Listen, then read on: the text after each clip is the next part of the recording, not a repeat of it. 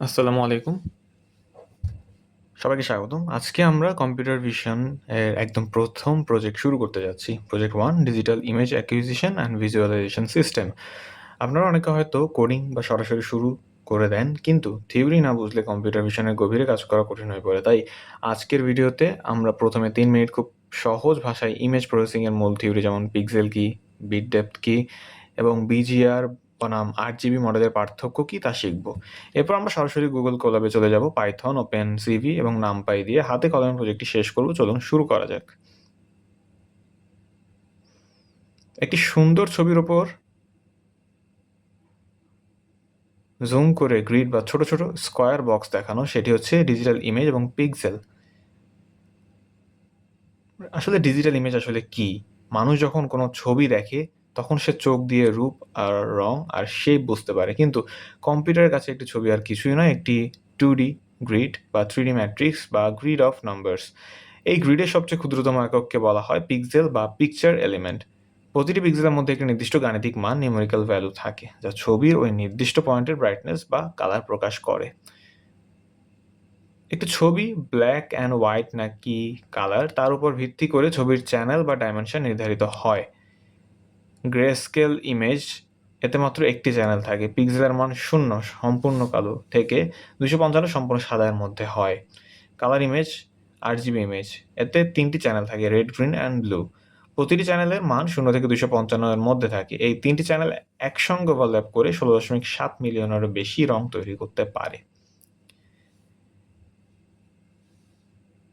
এখন কথা বলা যাক বিজিআর বনাম আরজিবি এবং ওপেনসিভি এর বিশেষত্ব। ইমেজ প্রসেসিংয়ে নতুনদের সবচেয়ে বড় ভুলটা হয় কালার কনভার্সনে। সাধারণ মনিটর, ব্রাউজার বা ম্যাটপ্লটলিব ব্যবহার করে আরজিবি ফরম্যাট, কিন্তু কম্পিউটার ভিশনে সবচেয়ে পপুলার লাইব্রেরি ওপেনসিভি বাই ডিফল্ট ছবি রিড করে বিজিআর, ব্লু, গ্রিন, রেড ফরম্যাটে। ফলে আপনি যদি ওপেনসিভি দিয়ে রিড করা ছবি সরাসরি দেখান, তবে মানুষের স্কিনের রং বা লাল রং নীল দেখাবে। এজন্য আমাদের বিজিআর থেকে আরজিবিতে কনভার্ট করে নিতে হয়। তো এরপর আমরা শুরু করতে পারি আমাদের প্র্যাকটিক্যাল পার্ট। তো প্র্যাকটিক্যাল পার্ট শুরু করার জন্য সকলকে বেস্ট অফ লাক। আসসালামু আলাইকুম, সবাইকে স্বাগতম।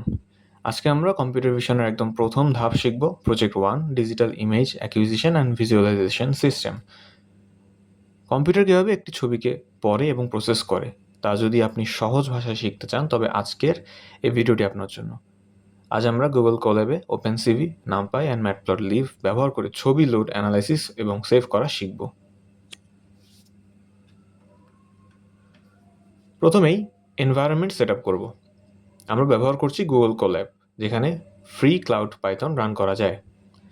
আমাদের প্রধানত 3টি লাইব্রেরি লাগবে: ওপেন সিভি কম্পিউটার ভিশন অপারেশনের জন্য, নামপাই ছবিকে নিউমেরিক্যাল ম্যাট্রিক্স আর বা অ্যারে হিসেবে প্রসেস করার জন্য, ম্যাটপ্লটলিব ছবি ও গ্রাফ ডিসপ্লে করার জন্য। আমরা প্যাকেজগুলো ইনস্টল ইম্পোর্ট করে নিচ্ছি। এবার আমরা একটি টেস্ট ছবি ডাউনলোড করে cv2.imread দিয়ে লোড করছি।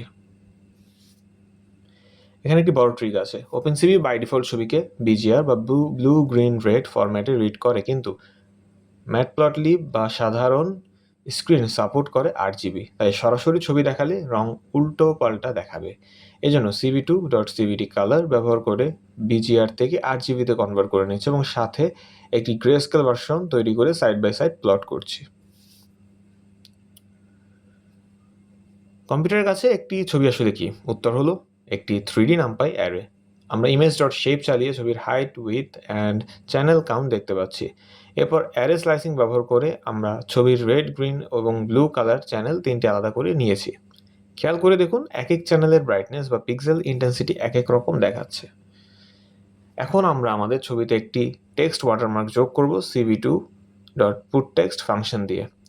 এবার ছবিটা সেভ করার পালা। মনে রাখবেন, cv2.imwrite দিয়ে সেভ করার আগেই ছবিটিকে আবারও বিজিআর ফরম্যাটে কনভার্ট করতে হবে। সেভ রান করলেই দেখুন বাম পাশের ফাইল প্যানেলে আমাদের নতুন 2টি ছবি চলে এসেছে। ব্যাস, সফলভাবে সম্পন্ন হলো আমাদের প্রজেক্ট 1। আজকের কোডের প্র্যাকটিস নোটবুক ডেসক্রিপশন বক্সে লিঙ্ক করে দেওয়া আছে। প্রজেক্ট 1 সম্পন্ন করার জন্য সকলকে ধন্যবাদ। আসসালামু আলাইকুম।